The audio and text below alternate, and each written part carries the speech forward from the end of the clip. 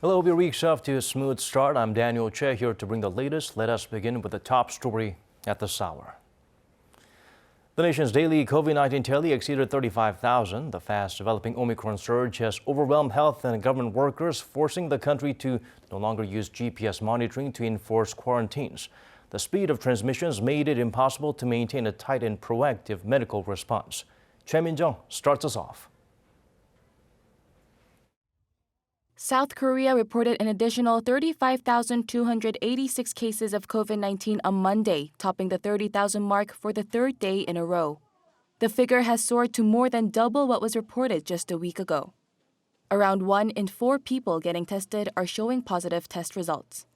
With the rampant spread of Omicron, health authorities forecast the daily tally could reach 130,000 to 170,000 by the end of this month, saying it's difficult to predict when it will reach its peak. Against this backdrop, authorities have announced a COVID-19 strategy tailored to the Omicron variant. Patients recovering at home will be handled largely in 2 groups, an intensive management group and a regular management group. Those getting intensive care will be seniors age 60 and above or those taking oral COVID-19 treatment pills. Treatment kits will now only be provided to those in the intensive management group, and they'll continue to get 2 daily health checks. Those who are asymptomatic or have mild symptoms will be categorized under the regular management group. They will not be provided with treatment kits and will no longer be monitored. If needed, they can visit local hospitals for non-contact treatment. Authorities have also vowed to increase infrastructure for outpatient and emergency facilities.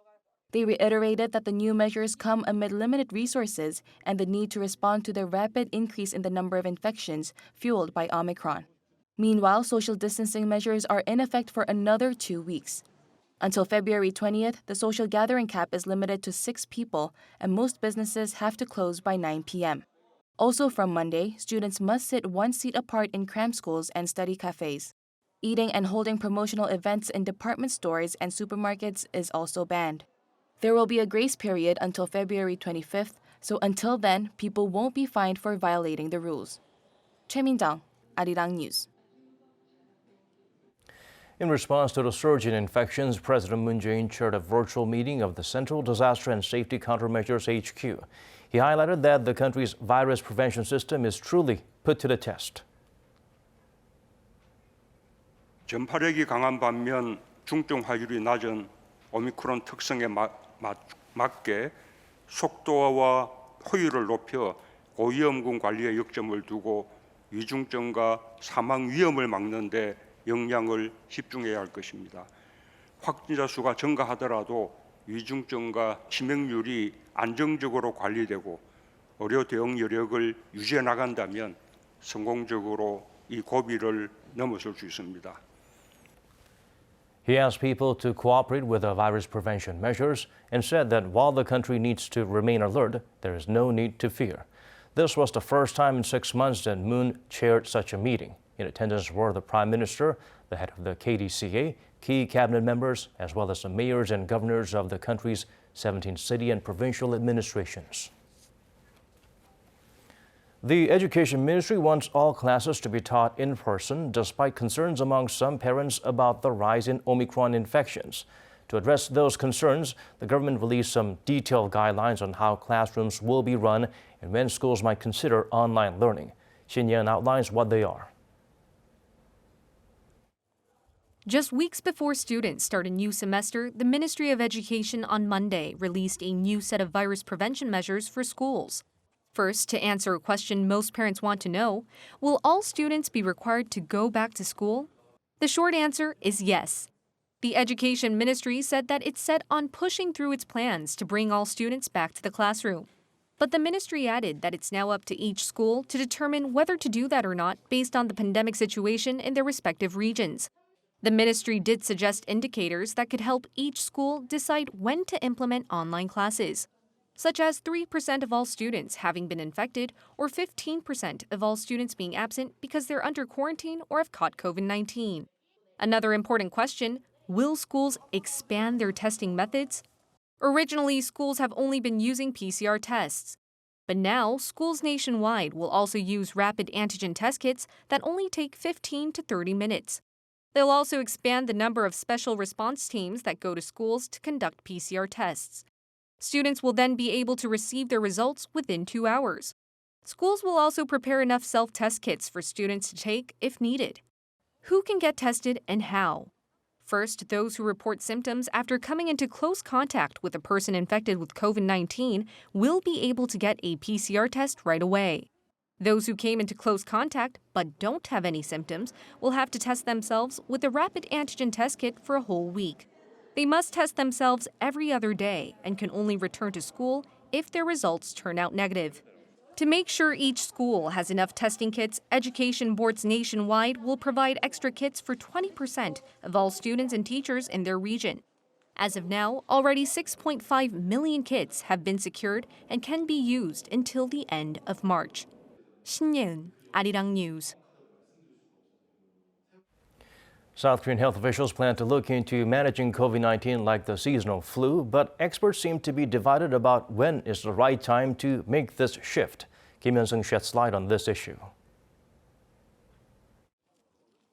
Can COVID-19 be treated like the seasonal flu in South Korea? This would mean no more strict social distancing and contact tracing. Health officials would no longer treat COVID-19 as a special disease, but rather as one that's regularly circulating. But the top health official at the Korea Disease Control and Prevention Agency, Chung Eun-kyung, says it's still too early for this shift. She said Monday that COVID-19 is much more infectious and more than twice as deadly as the seasonal flu. So making this change would be premature. But not all experts are on the same page. Dr. Chun Eun-mi says that the government analysis compares the flu with all the COVID-19 trends seen so far. But she thinks the comparison should be made only with Omicron. We have to make the change now. Omicron's fatality rate is 0.15% before the COVID-19 oral pills. If the pills are administered early, the fatality rate drops to almost next to nothing. It's much less fatal than the flu, and if you see infected patients around you, they suffer weaker symptoms than the flu. Another expert says that the country still needs to wait at least a month or two. It's a very dangerous situation. I think we still have to go through the infection peak and then make sure our medical system is able to handle this change. I think infections will rise at least until the end of February or the middle of March. But all agree that this change is inevitable. And to make sure that this shift is made in the safest way possible, vaccinations need to increase. Oral treatments need to be widely used. And self-testing kits need to be more accessible. Kim Hyun-sung, Arirang News.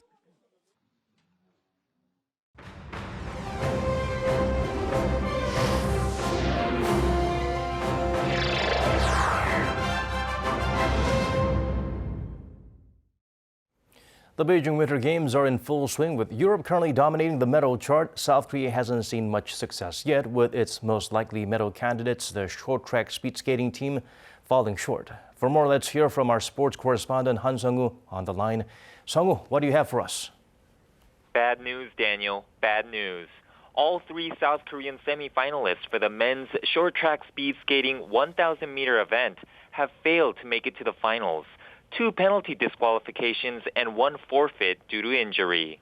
1 penalty, Hwang Dae-hun's, was given for contact, and the other for illegal passing, Lee Jun-seo. Park Jang-hyuk was forced to withdraw after severely cutting his fingers after falling in the quarterfinals. And unfortunately, just an hour earlier, women's team ace Choi Min-jung failed to get past the quarterfinals in the 500-meter sprint, slipping with just 2 laps to go. No external contact was involved in her fall. Although it's not about Team Korea, let me add that just a few hours ago, some good news. Dutch speed skater Irene Wust became the first Olympian, summer or winter, in history to win an individual gold medal at 5 separate games, with an Olympic record-breaking finish in the women's 1,500 meter, an event she triumphed in at both Pyeongchang 2018 and Vancouver 2010. That's quite a remarkable achievement. Moving on to tomorrow's schedule for Team Korea, Sung-woo, what are some key events to look out for on Tuesday? Daniel, tomorrow's another day packed with action, beginning with the men's single short program of figure skating's 2022 Four Continents champion, South Korea's very own Cha Jun-hwan. The 20-year-old faces overwhelming competition, though, from the likes of two-time Olympic champion Yuzuru Hanyu of Japan and his American rival and reigning world champion Nathan Chen. So I can't say with confidence that a medal is within reach for Team Korea. Meanwhile, on the slopes of Zhangjiakou will be snowboarder Lee Sang-ho, aka Cabbage Boy, his nickname. The Pyeongchang 2018 silver medalist will this time gun for gold in the men's parallel giant slalom, starting with a qualification run at around noon. And keep your hopes up for speed skater Kim Min-seok, who will be racing for a medal in the men's 1,500 meters slated for tomorrow.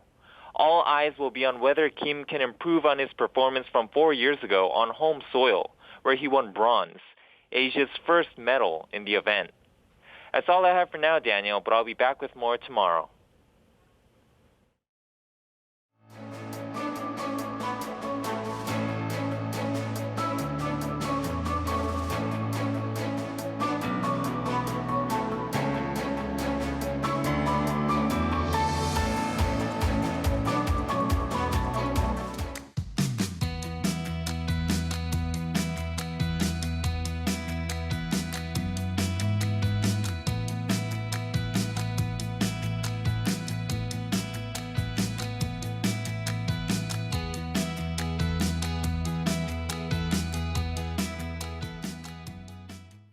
Moving on to other stories now. For the upcoming 20th presidential election in South Korea, the second televised debate will be held on Friday from 8 to 10 p.m. 8 days after the first debate, four main candidates, Lee Jae-myung of the ruling Democratic Party, Yoon Suk-yeol of the main opposition People Power Party, Shim Sang-jung of the Justice Party, and An Cheol-soo of the People's Party will clash again. Four parties are to have a rule meeting on Tuesday to discuss the format as well as the topics.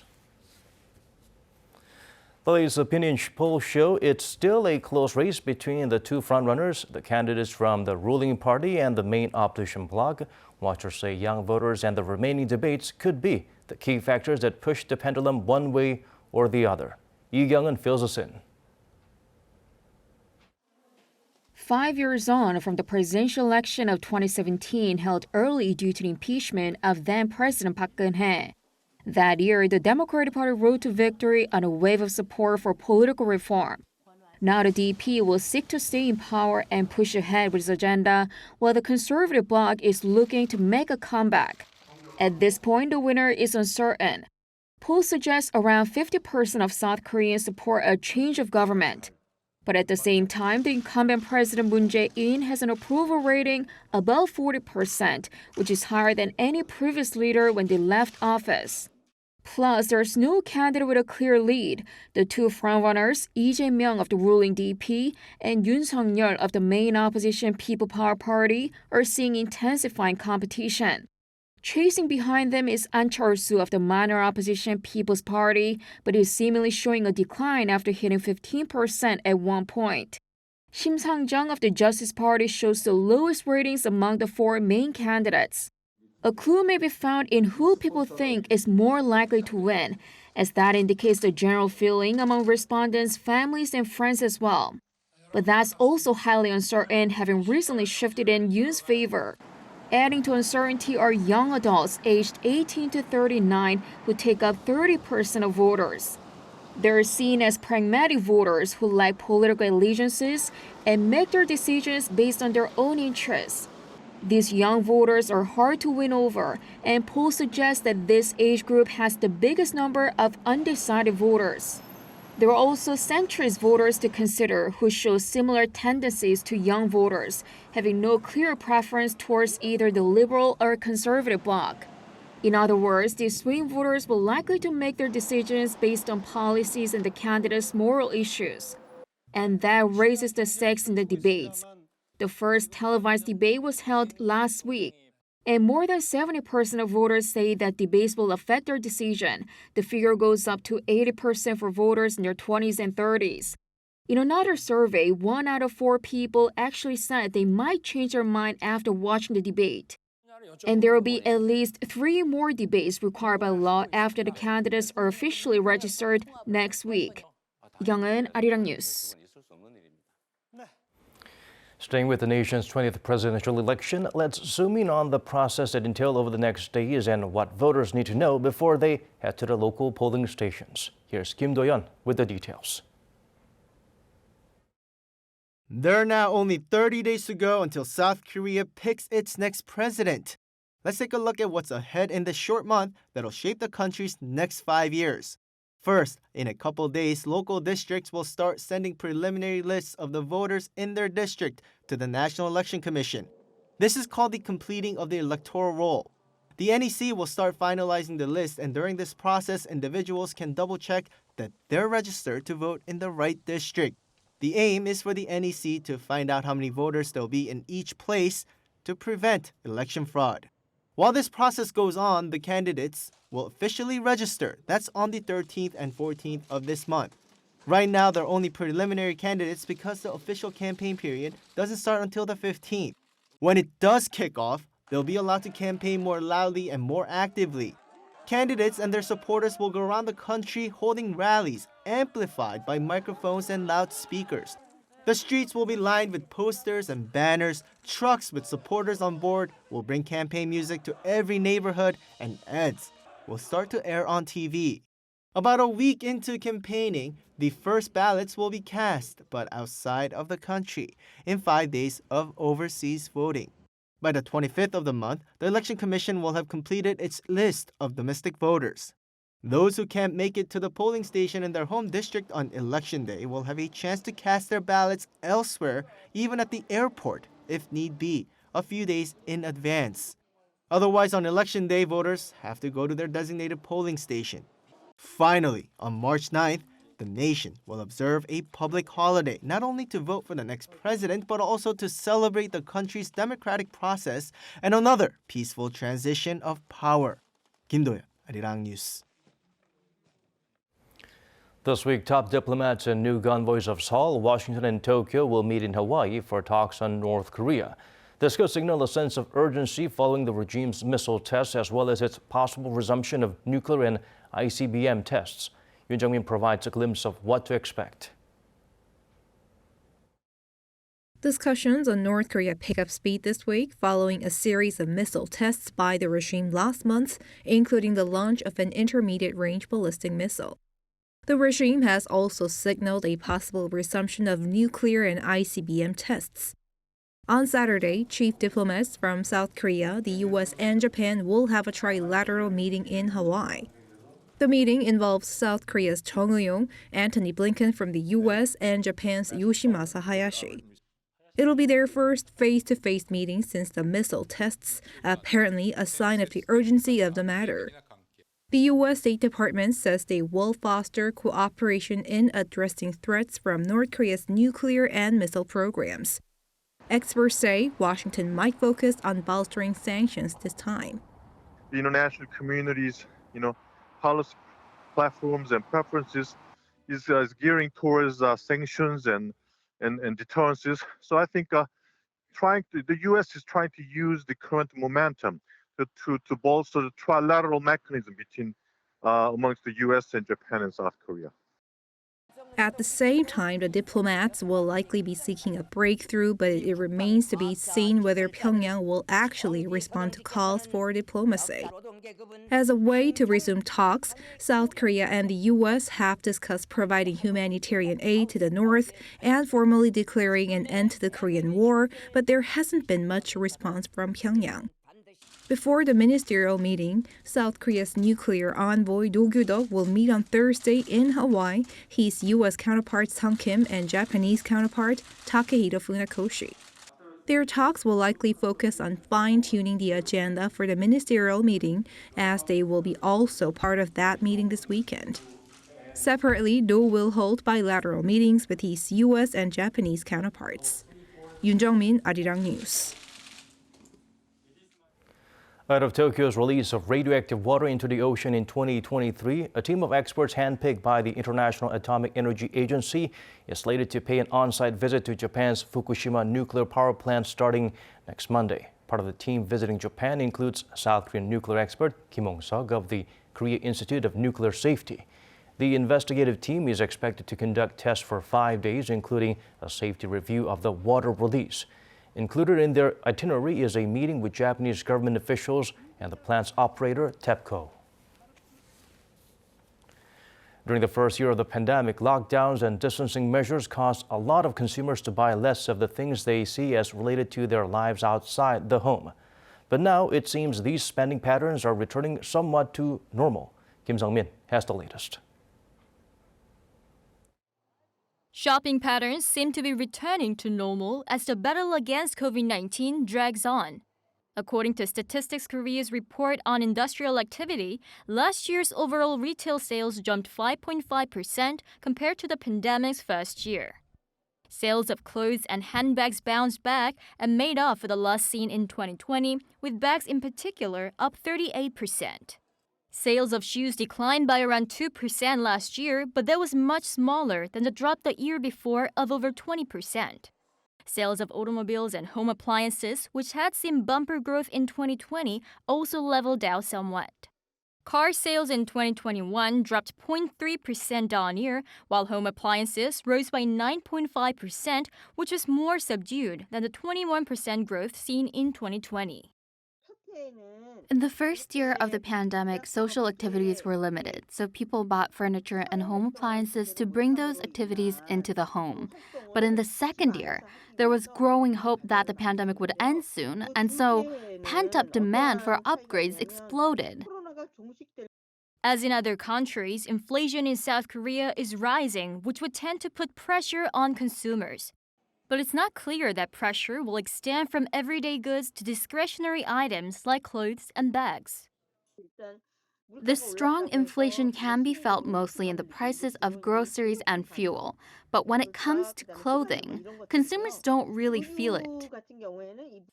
The expert added that as people get used to living with the virus, now less severe, the Omicron variant will not put a huge damper on the recovery in consumer spending. Kim Sung-min, Arirang News. The city of Seoul published a book for those who live in Hanok to help them take care of their homes without having to call in experts. These traditional Korean-style houses can be tricky to look after, built by craftsmen who use wood and materials less durable than those found in modern city homes. They're at risk from termites and fungus, and maintenance is complicated by their tiles, pillars, and rafters. The new DIY manual explains the type of wear and tear that can occur in a hanok and how to fix them. It can be accessed online at the Seoul government website. Hard copies are available to hanok owners who request them by the end of this month.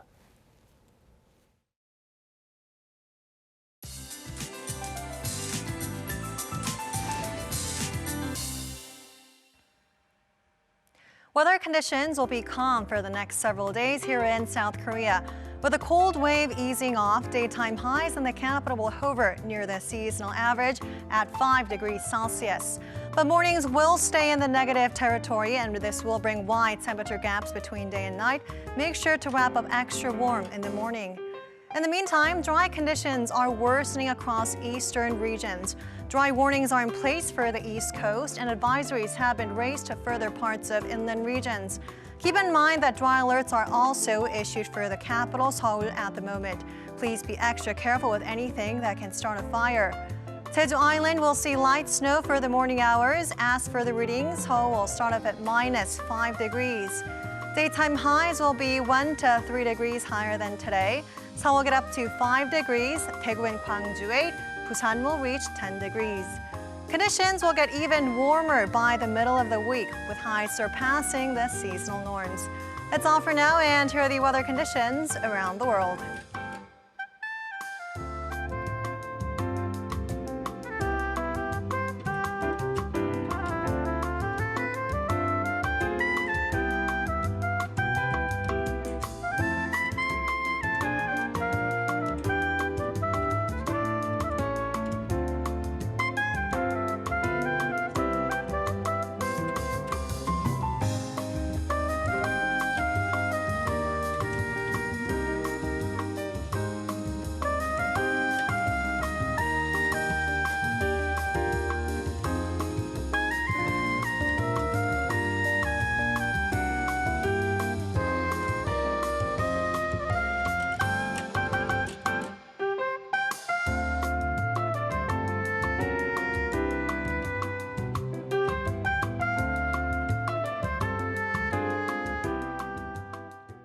And that's all from us. As always, thank you for watching.